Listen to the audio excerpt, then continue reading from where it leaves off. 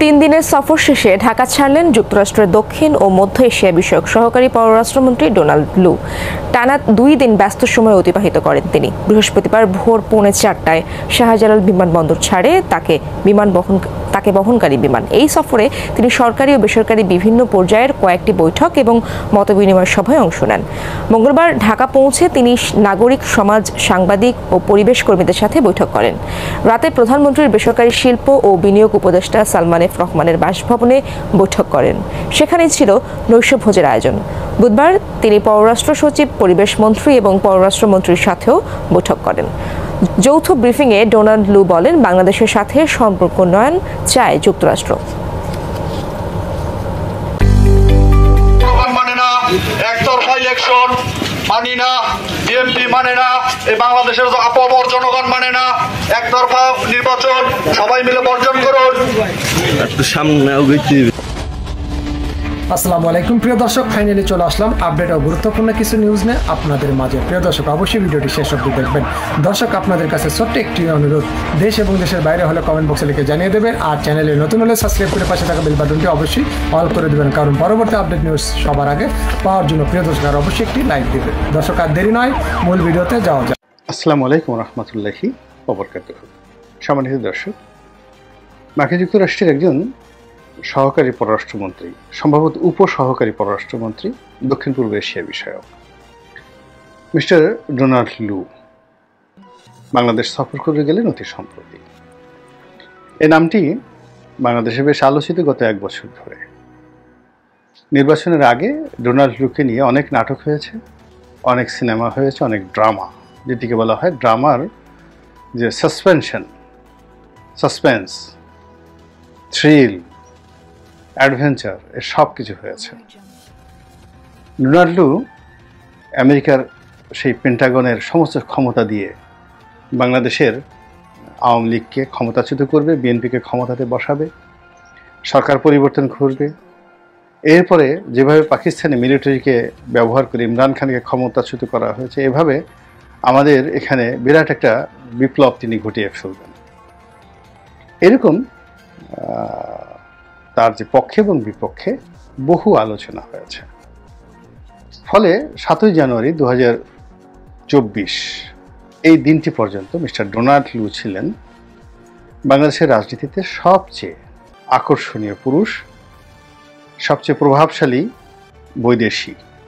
হুমায়ুন আহমেদ নাটকের সেই যে বৈদেশিক শব্দটি, এরকম বৈদেশিক, এবং অনেকের নিকট খুব কাঙ্ক্ষিত, অনেকের আশা এবং ভরসার প্রতীক, এবং তার যোগ্যতা এবং অভিজ্ঞতা এসব নিয়ে মানুষের মধ্যে একটা স্বপ্ন তৈরি হয়েছিল, ফেয়ারি টেইলের মতো, সেই রূপকথার গল্পের মতো একটা পরিবেশ পরিস্থিতি তৈরি হয়েছিল যে তিনি পারেন না এমন কোনো কর্ম নেই, তার কর্মজীবন সফলতায় পরিপূর্ণ।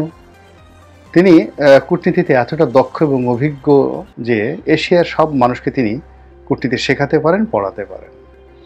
এবং তিনি যখন যেটি ধরেছেন ওটি সাঁড়াশির মতো তিনি চেপে ধরেছেন, এবং তার সেই সাঁড়াশি আক্রমণ থেকে কেউ তার শিকারকে, তার কাঙ্ক্ষিত যে শিকার, সেই শিকারকে কেউ রক্ষা করতে পারেনি। কাজে বাংলাদেশে তিনি যে মিশন পরিচালনা করছেন, এবার একটা দফা রফা হয়ে তারপরে তিনি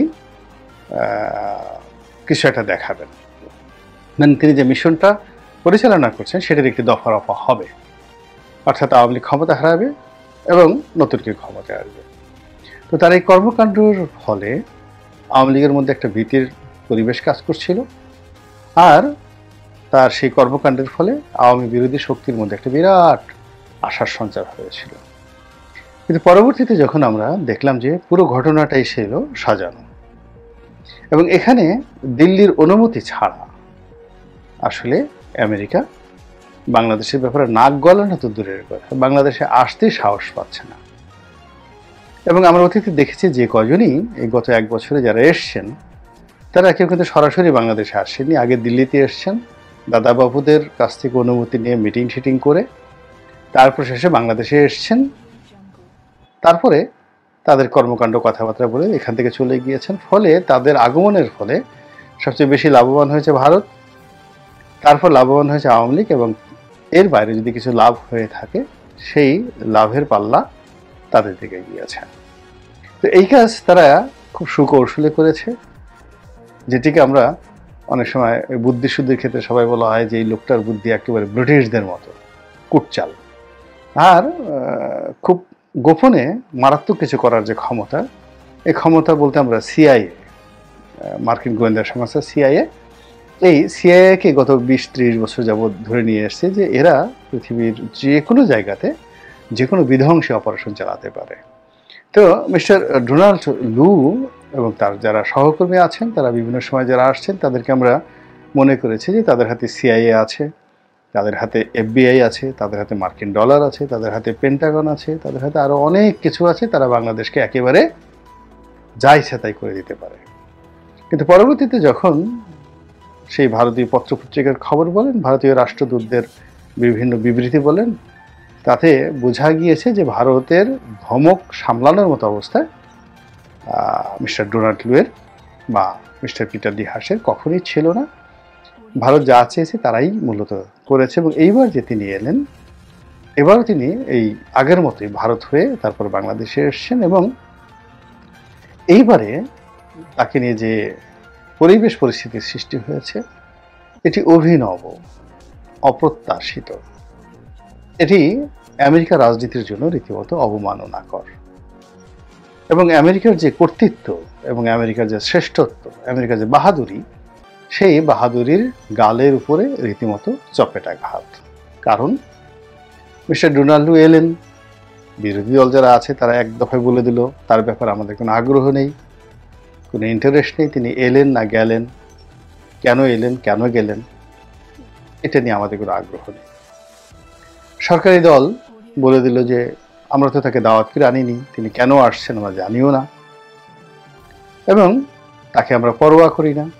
এবং তিনি যে কথাগুলো বলেন যে মার্কিন ভিসা নীতি, হ্যাং ত্যাং প্যাং ইত্যাদি, আমেরিকার এই আছে, ওই শ্রমণ নীতি আছে, ওই যাকে বলে নিষেধাজ্ঞা আছে, তারপরে ওই মানবাধিকার ওটা আছে, তারা রোহিঙ্গাদেরকে নিয়ে এটা করবে ওটা করবে, সব মিলিয়ে ক্ষমতাধরদের বক্তব্য হলো যে ওসব আমরা পরোয়া করি না।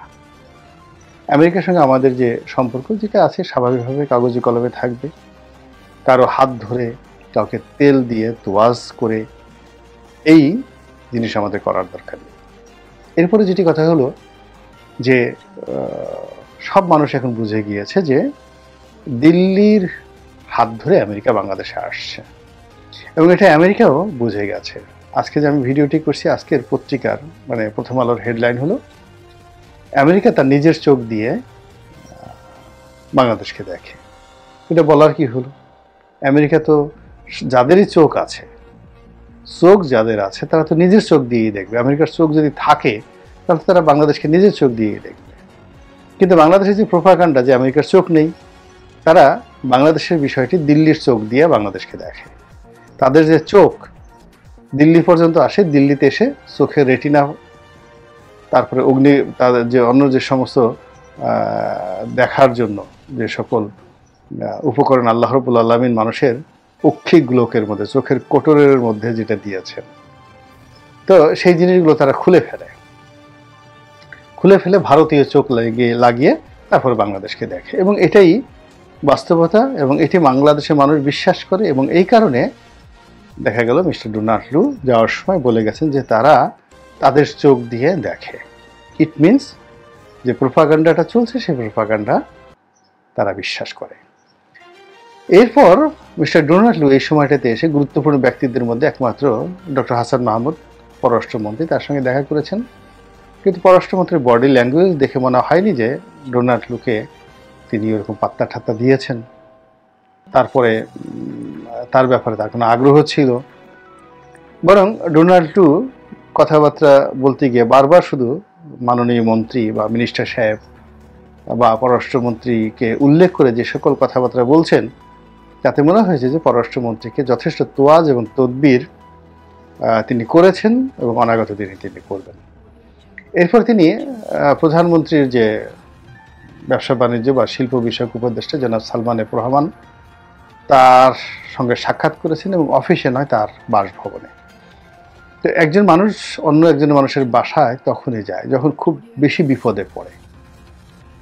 কিন্তু আমাদের দেশের সারা দুনিয়ার একটা চিরাচরিত ব্যাপার হলো তৃতীয় একটা জায়গাতে একটা হোটেলে বসে, অফিসে বসে, যেখানে ফর্মাল আলোচনা হয় কিংবা খুব ভালো পর্যায়ে থাকলে ডেকে পাঠায়। যদি মিস্টার ডোনাল্ড ট্রুম্প খুব ভালো পর্যায়ে থাকতেন তাহলে সালমান এফ রহমান সাহেবকে তিনি মার্কিন দূতাবাসে পিটার ডি হার্সের বাসায় ডেকে পাঠাতেন। কিন্তু সেটা না করে তিনি নিজেই সালমান এফ রহমানের দরবারে গিয়ে তিনি মুরিদ হওয়ার চেষ্টা করেছেন, দরবেশ সাহেবের সাগরেদ হওয়ার চেষ্টা করেছেন এবং যথেষ্ট বিনয় নিয়ে, ভদ্রতা নিয়ে তিনি তার কাছে অনেক আবেদন করেছেন, নিবেদন করেছেন। যে আবেদন এবং নিবেদনের মূল প্রতিপাদ্য বিষয় হলো যে যা হবার তাই হয়েছে, আমরা ভুল করেছি। এই নির্বাচনের আগে গণতন্ত্র প্রতিষ্ঠা করার জন্য, ট্রান্সপারেন্ট নির্বাচন করার জন্য, মানবাধিকারের কথা বলে আমরা সরকারকে বিব্রত করেছি, আওয়ামী লীগকে বিব্রত করছি। এই জন্য আমরা মূলত আসলে অনুতপ্ত, আমরা পিছনের দিকে তাকাতে চাই না, আমাদেরকে মাফ করে দাও, জাস্ট পার্ডন আস। পিছনের দিকে না তাকিয়ে, অর্থাৎ অতীতের ভুল ত্রুটিকে ক্ষমা করে দিয়ে তওবা করছি আমরা, মানে পিছনের দিকে না তাকানো মানে তওবা করা, তওবা করা মানে ফিরে আসা। তো আমরা তওবা করছি। তিনি হয়তো এইভাবে মুসলমানদের মতো আস্তাগফিরুল্লাহ পড়েননি, কিন্তু যেহেতু অতীতের দিকে তিনি আর তাকাবেন না, ইট মিনস তিনি অতীতে যে ভুল করেছেন এই ভুল থেকে তিনি বের হয়ে আসতেছেন এবং নতুন একটি দিগন্ত, সম্পর্কের দিগন্ত উন্মোচন করতেছেন, এই নিউ ফ্রেন্ডশিপ, নিউ এরা।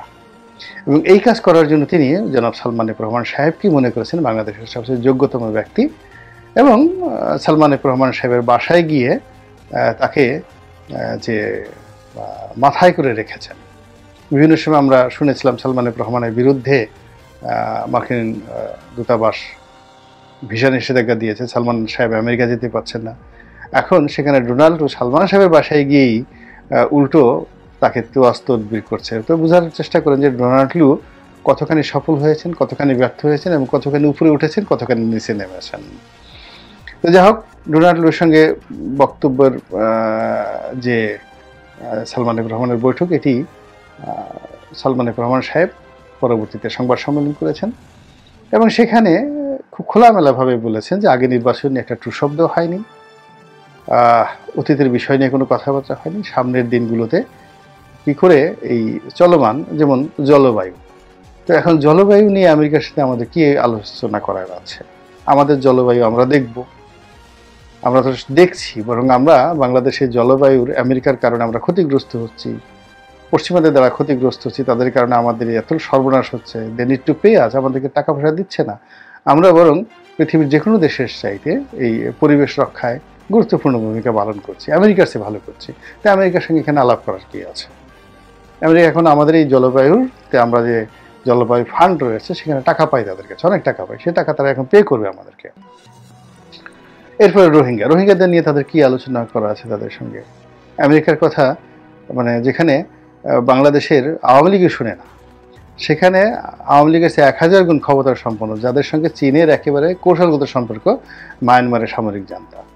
আমেরিকা যাকে পুতুল বানিয়েছিল তাকে একেবারে রীতিমতো ধরে জেলখানার ভেতরে ভরে আচ্ছা মতো চাপ দিচ্ছে সেই সূচিকে।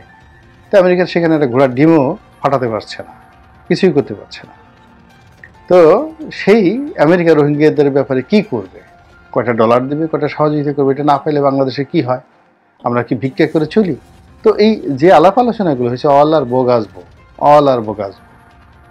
মূল ব্যাপারটা ছিল সালমান এফ রহমান সাহেবের মাধ্যমে আওয়ামী লীগের সঙ্গে একটি সম্পর্ক স্থাপন করে অনাগত দিনে আমেরিকার যে দেউলিয়া রাজনীতি এবং দেউলিয়া অর্থনীতি, এক্ষেত্রে বাংলাদেশের সহযোগিতা নিয়ে কী করে সেখানে আর একটু ভালো করা যায়, এই বিষয়গুলোকে সরকারকে নরম করে। এবং আপনারা জানেন যে আমেরিকার এই যে ডোনাল্ড ট্রুম্পের মতো বা পিটার ডি হার্সের মতো যে পদপদবীগুলো, এগুলো রাজনৈতিকভাবে নিয়োগপ্রাপ্ত হয়। ডোনাল্ড ট্রুম্পের পরিবর্তে অন্য লোক আসবে এখানে যদি ডোনাল্ড ট্রাম্প ক্ষমতায় আসেন। তো সেক্ষেত্রে মিস্টার জো বাইডেনকে ক্ষমতায় রাখার জন্য যেন প্রধানমন্ত্রী শেখ হাসিনা সহযোগিতা করেন, আওয়ামী লীগের লোকজন যেন সেখানে কাজ করেন। তো সেই ব্যাপারে হয়তো পর্দার আড়ালে কোনো আলাপ আলোচনা হতে পারে। এর কারণ হলো যে যেভাবে আওয়ামী লীগ ক্ষেপে আছে এদের প্রতি, Peter D Haas, Donald Trump এবং বাইডেন, ব্লিংকেন, সেক্ষেত্রে যদি আমেরিকাতে লক্ষ লক্ষ আওয়ামী লীগের লোকজন বসবাস করে, তারা তাদের আত্মীয় স্বজন লোকজনদেরকে নিয়ে যদি ডোনাল্ড ট্রাম্পের পক্ষে নেমে যায়, তাহলে তো বাইডেনের একেবারে 12টা বেজে যাবে। মদের দেখে না কি অবস্থা হয়েছে সেখানে। তো এই বিষয়গুলো নিয়ে অনেক আবেদন নিবেদন ছিল এবং সর্বশেষ যেটা হলো যে মিস্টার লু প্রাণত চেষ্টা করেছেন জননেত্রী শেখ হাসিনার সঙ্গে সাক্ষাৎ করার জন্য। শেখ হাসিনা পাত্তাই দেননি। তিনি হয়তো ওবায়দুল কাদের সাহেবের সাথে দেখা করার জন্য চেষ্টা করতে পারেন। ওবায়দুল কাদের তো প্রশ্নই আসে না, তার সঙ্গে দেখা করলে ওবায়দুল কাদেরের ইজ্জতহানি হয়ে যেত। আর প্রধানমন্ত্রী অনুমতিই দেননি ধারের কাছে। প্রধানমন্ত্রী এর আগে 4-5 বছর দায়িত্ব পালন করে গেছে ড্যান ডাব্লু মজিরা, তাকেই ঢুকতে দেয়নি, কোনো সরকারি অফিসে ঢুকতে দেয়নি। যেখানে হিলারি ক্লিন্টনের মতো পররাষ্ট্রমন্ত্রী, বিশ্ব গ্লোবাল পররাষ্ট্রমন্ত্রী, সেই তার টেলিফোন শেখ হাসিনা ধরেননি, তিনি বঙ্গবন্ধু কন্যা। তো সেখানকার মিস্টার লু বা মিস্টার ফু, মিস্টার টু, তো মিস্টার ঝু, তারা এসে একেবারে বাংলাদেশের প্রধানমন্ত্রী শেখ হাসিনার সঙ্গে দেখা করবে না, আর গণভবনে গিয়ে পায়ের উপর পা তুলে আমাদের টাকার চিপস খাবেন, এটা বঙ্গবন্ধু কন্যা এটা অ্যালাউ করতে পারেন না। তাহলে সার্বিক দিক যদি বিবেচনা করেন এবং সব কিছু মিলে করেন, তাহলে ডোনাল্ড লুয়ের যে ঐতিহাসিক পারফরম্যান্স, তার যে কূটনৈতিক জীবনের সফলতা, এই 2024 সনের মে মাসের এসে এই বাংলাদেশ সফরে এটি একেবারে শতভাগ ব্যর্থতায় পর্যবসিত হলো আপাত দৃষ্টিতে। ভবিষ্যতে যদি কিছু একটা হয় সেটা হলো অলৌকিক একটা বিষয়। তো আমেরিকাটা যে জাতীয়রা শক্তের ভক্ত নরমের জন্য আচ্ছা মতো এদেরকে টাইট দেন, স্ক্রু দিয়ে সঙ্গে সঙ্গে আপনার পিছিয়ে পিছিয়ে ঘুরবে, যেভাবে এই যে এখন ঘুরছে আওয়ামী লীগের পেছনে। আর যদি আপনি ভয় পেয়ে যান, হাত পা থর করে কাঁপে এবং আত্মসমর্পণ করেন, তাদের সাথে নেগোসিয়েশন করার চেষ্টা করেন, যেটা গাদ্দাফি করেছিল, সাদ্দাম করেছিল, তাদের কি পরিণত হয়েছিল সেটা আওয়ামী লীগ খুব ভালো করে বোঝে। তো কাজেই সেভাবে আওয়ামী লীগ তাদেরকে ট্রিট দেওয়ার চেষ্টা করছে এবং আওয়ামী লীগ ঠিকই আছে, ডোনাল্ড লুরা এখন মাঠ থেকে আউট, কিকড আউট। আল্লাহ আমাদের হেদায়েত দান করুন এবং হেফাজত করুন। আসসালামু আলাইকুম রহমতুল্লাহি ওয়া বারাকাতুহু।